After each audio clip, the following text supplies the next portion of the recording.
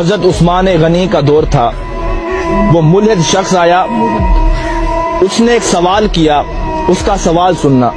اس نے کہا مسلمانوں یہ بتاؤ، تمہاری ایک قرآن میں آیت ہے، اللہ کہتا ہے میں ہر چیز پر قادر ہوں، کیا یہ آیت موجود ہے؟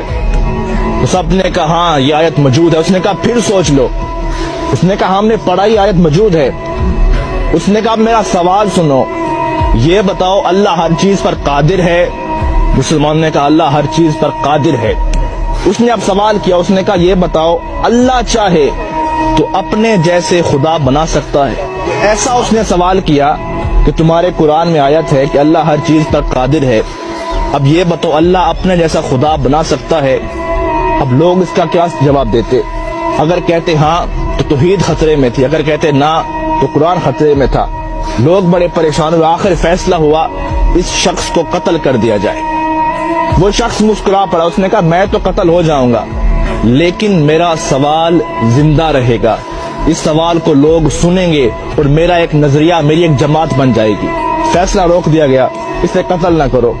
آپس میں بیٹھے عالم حضرات، لیکن اس کا کوئی جواب نہیں بنا۔ ایک بوڑھا شخص بیٹھا تھا، اس نے کہا تیرا کیا سوال ہے؟ آ تجھے علی کی چوکھٹ پہ لے چلتا ہوں۔ وہ چل پڑا، علی کی دہلیز پر پہنچے، مولا علی باہر گئے ہوئے تھے، باہر لوگوں کا ہجوم تھا، سوال ہی ایسا تھا۔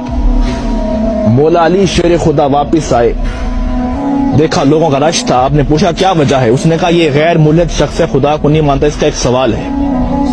آپ نے کہا بتاؤ۔ اس نے کہا علی سوچ سمجھ کے جواب دینا، سوال بڑا مشکل ہے۔